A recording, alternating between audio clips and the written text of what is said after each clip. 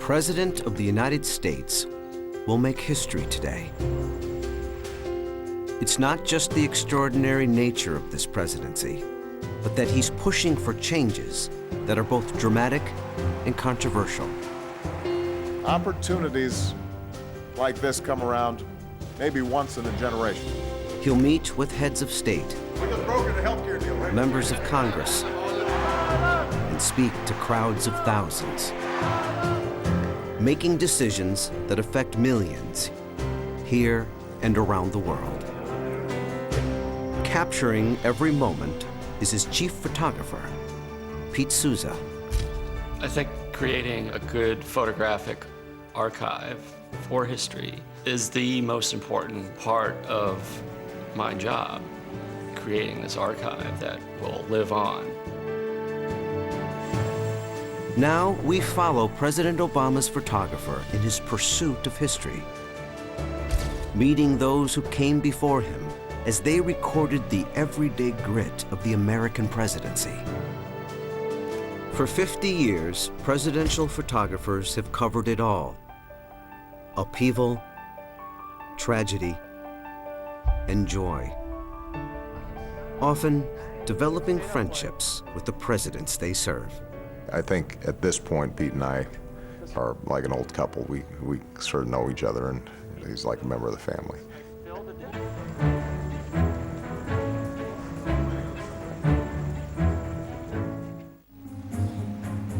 For Pete Souza, there's no such thing as a typical day. He works in the West Wing, only steps from the Oval Office. In an average week, Souza will cover the president doing everything, from events on the South Lawn, to speaking at a massive rally, to meeting with the head of state. Today, President Obama will meet with the Prime Minister of Canada. Souza's job is to cover moments we would never see, whether mundane or monumental. His schedule is the president's schedule. Right now, he's headed to the map room on the ground floor of the mansion.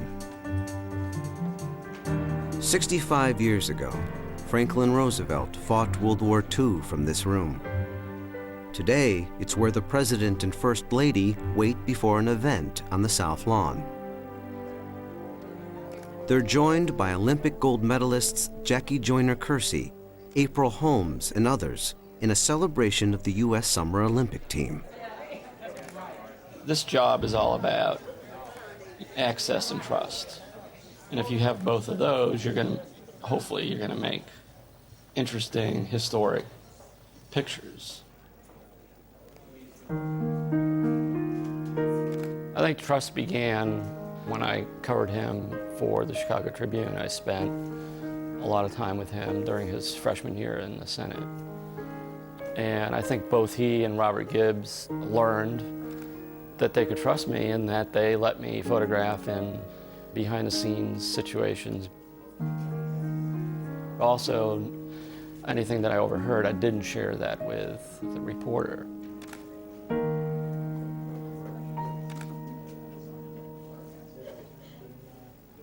It is actually a very difficult thing for anybody who occupies this office to be under that kind of constant observation.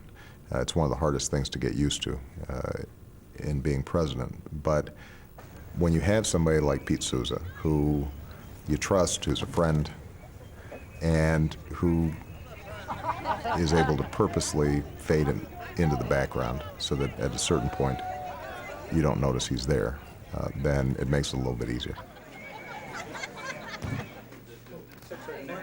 Even as one event ends, the President's Secretary of State arrives for another. In moments, they will welcome Canadian Prime Minister Stephen Harper. That means Pete will work with his Canadian counterpart, the Prime Minister's photographer, Jason Ransom. How you doing, man? Good to see you. Good to see you too. How you doing? Good to see you again. We met. Before the meetings begin, Here we go. Pete gives Jason a tour. This is the gallery. The West Wing is decorated with a series of Pete's photos. This is one that I just shot where Sasha was sneaking up on him at the end of one day that I sort of like. And then if you come down... These behind-the-scenes images reveal a glimpse of the president's life that few outside the White House ever get to see.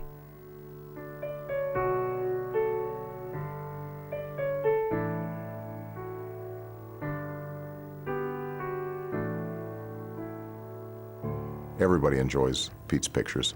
The one that is my absolute favorite, though, is the one that Pete took of me blocking Reggie Love's shot playing basketball, which we left up there, I think, a little longer than usual. Reggie Love is the president's personal aide. He's also a former college basketball star. Usually there's a rotation, but through a presidential directive, I think that stayed up for 2 or 3 months. Pete's office used to be the White House barbershop, a place where presidents could get a trim while doing a little business. Today, all that's left is the mirror. I feel nervous staying down here too long, so let's go back up.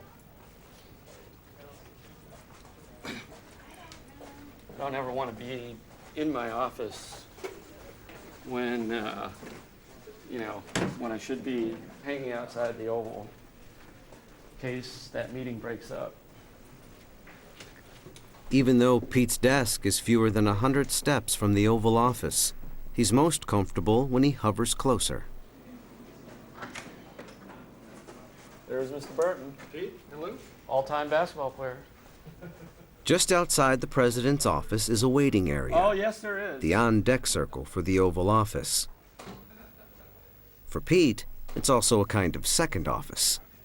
No, I said that this is a big part of the job, just kind of hanging out, reading.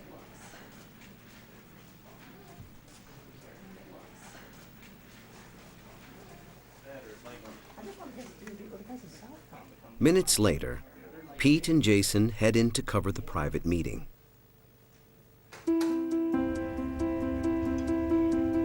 On any given day at the White House, a number of events are unfolding at the same time. In the diplomatic reception room, First Lady Michelle Obama is greeting guests who will attend a breast cancer awareness speech.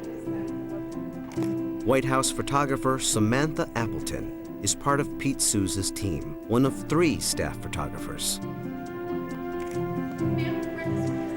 Appleton primarily covers the First Lady. You know, I think we're both learning. I've never done anything quite like this, and she's never had a photographer trailing her all the time. It's Jake, Rebecca, and Sheldon. People feel an intimacy with her. She's very approachable in that way, and she's a big hugger. People reach out to her in a physical way.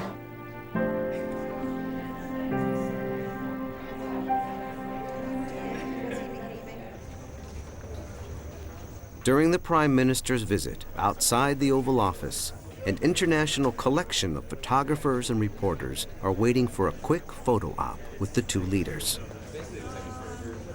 Another photographer on Souza's staff, Lawrence Jackson, will lead the press pool in.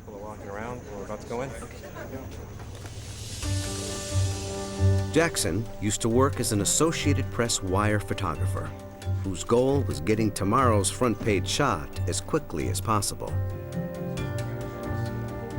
Now, like his boss Pete Souza, he's making images for history. It's a different beast. Here, you know, you have time to work on assignment. You have time to get the best product out. Jackson is a keen observer of how you do that, and one of the best at it is Souza. Pete's secret is he's, I think, the most competitive guy in the room. He really wants to get the best shot. If he's working in his mode, he doesn't see anything else in the room except for what he's trying to do. Thanks, guys. Pete is trying to create the best possible photographic archive of the Obama presidency, a record for the ages.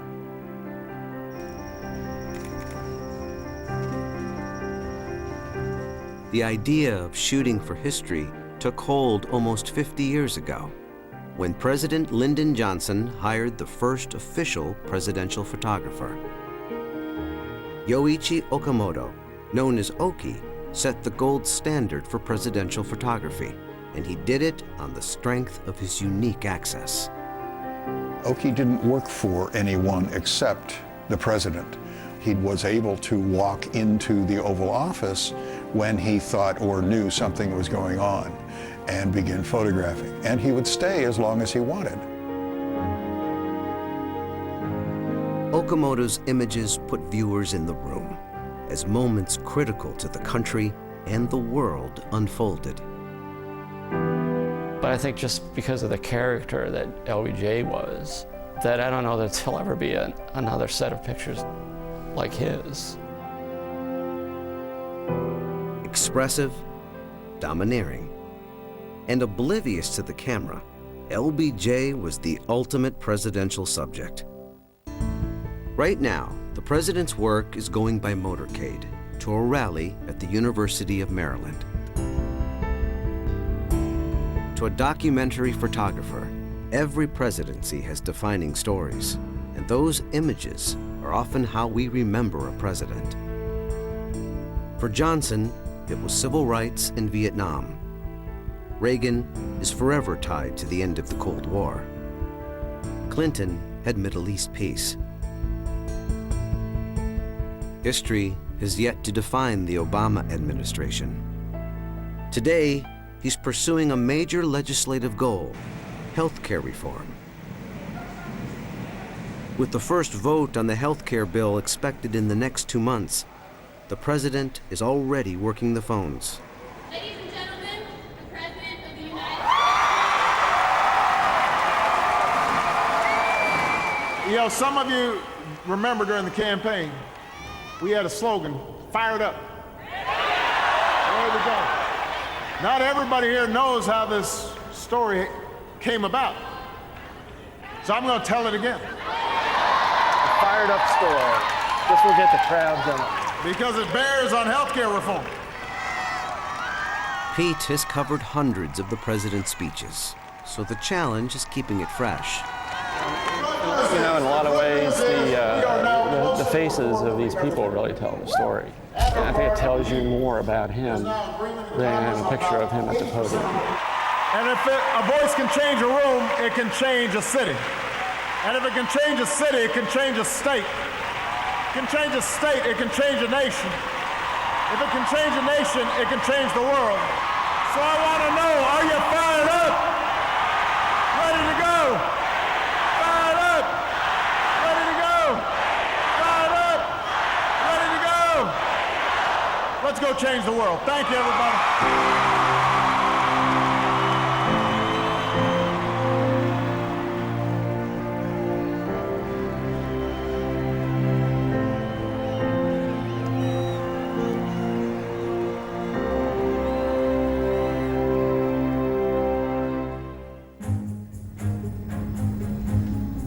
Today, President Obama is heading to New York City to make a speech on Wall Street.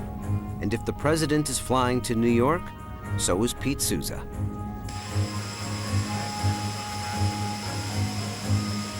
Few Americans ever get to ride on Air Force One, but Pete is one of its most frequent flyers.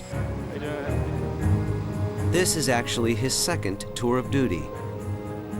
Pete also served as a presidential photographer during the Reagan administration in the 1980s. Air Force One has a crew of 26 and space for 76 passengers. Secret Service, military, press corps, senior staff, medical crew, and guests of the president. Pete always has the same reserved seat, and like most staffers, is on the plane before the president's helicopter has even left the White House. A few minutes later, Marine One arrives.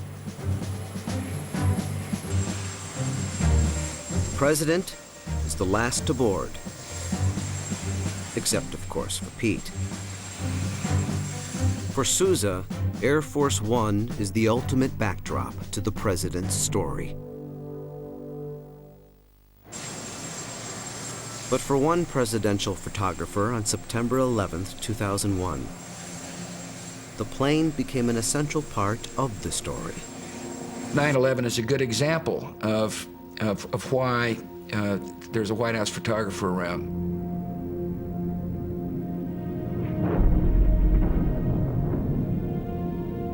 I'd gone to the classroom to talk about reading, and Andy Card came in and whispered in my ear, "A second plane has hit the World Trade Center. America's under attack." And at that moment, I knew it was going to be a very historic day. I tried to document every moment of that day.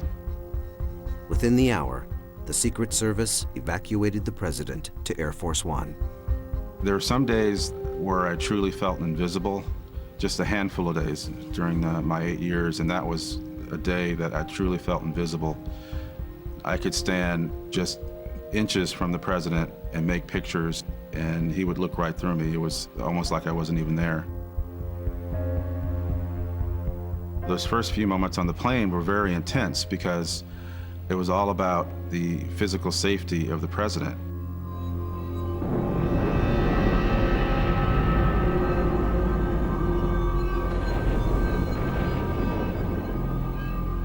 The eeriest moment was when the president stepped out of the cabin and he said, "I heard that Angel is the next target." There was a caller that called in with the Air Force One's code name, Angel.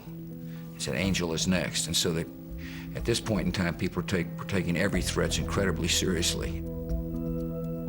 It, to me personally, was like documenting a nightmare. Covering the crisis left Draper little time to process what had happened. For him, the camera served as a kind of shield, absorbing emotion so he didn't have to. I don't think I really digested in my mind everything. I think a lot of times using the camera as a distraction worked for me.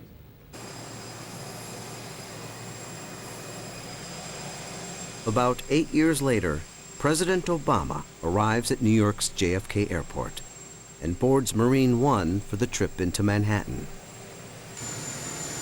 Staff, press, and an elite Secret Service team will follow in 3 other choppers. The convoy of helicopters reaches lower Manhattan in about 15 minutes. From here, the president will go to the financial district by motorcade. He'll travel inside his state-of-the-art limousine, known as the Beast. Though Secret Service is not at liberty to disclose the limo's security measures, it's safe to say that while it looks like a Cadillac, it's really a kind of shiny tank.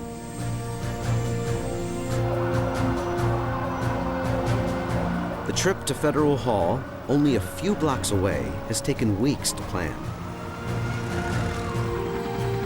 It involves hundreds of police officers and Secret Service agents, alternate routes, and contingency plans.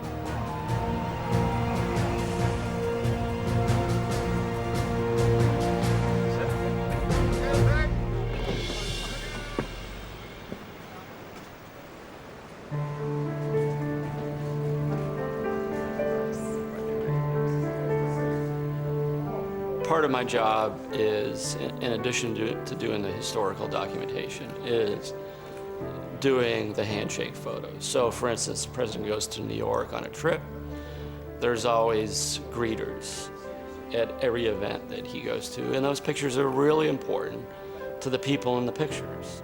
And so you want to make sure you get those in focus, well exposed, and that memento for them is a big deal. Thank you. Of the roughly 8,000 to 20,000 photos Pete and his staff make each week, as many as 5% are greeting shots.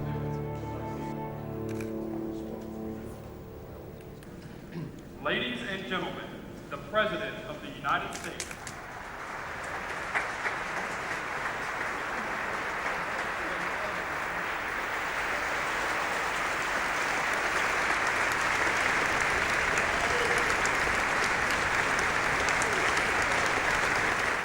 Okay, right here, sir. So many people help the White House on trips like these.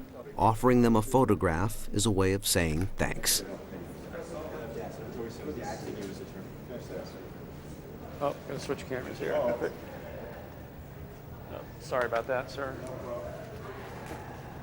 All right? Yep, just gotta switch. I took too many pictures of the speech. He caught me in an embarrassing moment where it's like that never happens to me. Sorry about that. Yeah, that was a little embarrassing, right? Man, I tell National you. Geographic, Yeah. and suddenly, so the camera broke down. Golly. I filled the He's disc. usually much better than this, I promise. Remember, you got to take the lens cap off. No, it wasn't The the lens cap is important. No. It was I filled the disc. I mean, the speech was so exciting that I filled the disc with. All right, are we ready up?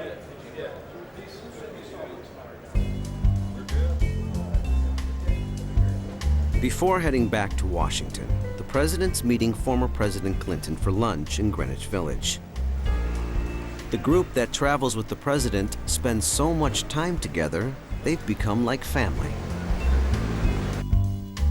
I think the great thing about this administration is all these people that go on all these trips, you know, everybody gets along.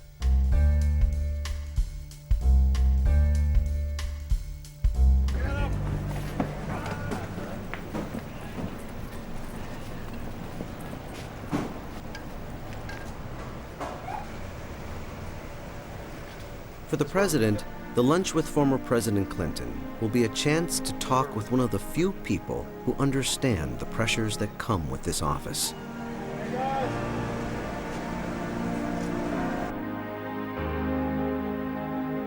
Powerful candidates are, by definition, revealing. They give us hints about inner workings, but leave room for imagination about who the subject is or how they're motivated. A still photograph is extraordinarily powerful. The amount of information that can be in it, the way it can connect to the individual viewer.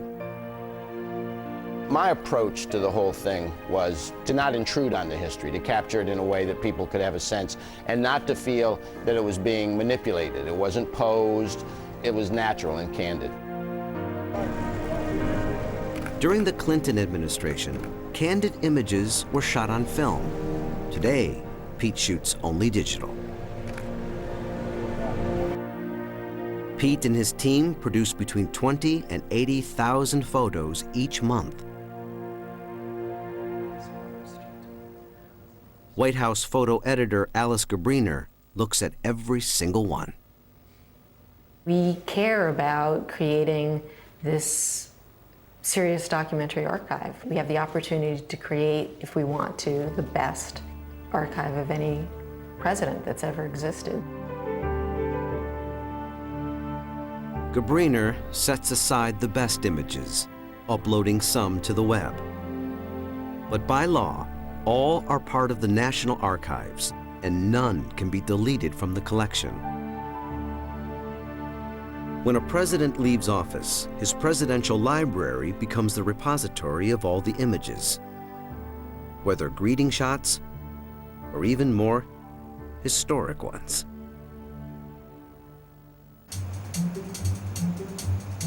Pete and his 3 staff photographers create dozens of official portraits each year. But the one that requires the most forethought is the president's cabinet photo. It's one of the things that the cabinet loves to have. You also get a cabinet photo, and every member of the cabinet signs each other's photos. It's a little bit like a high school yearbook. Pete tasked one of his staff photographers, Chuck Kennedy, with making the image. Usually, as photographers, we're stepping into an event somebody else has created, and in this case, we had to build it from the ground up.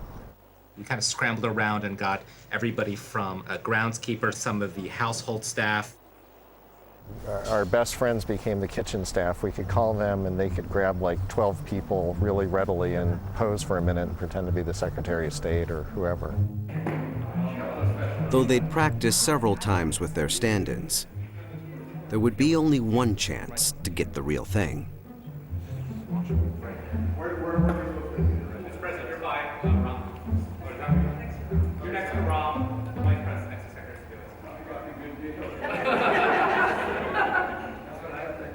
And so we kind of got everybody into place. We took a lot of photos. When the president, after 12 or 15 or 20 frames or however many I shot, goes, okay, one of those must have worked, you're just hoping that nobody blinked.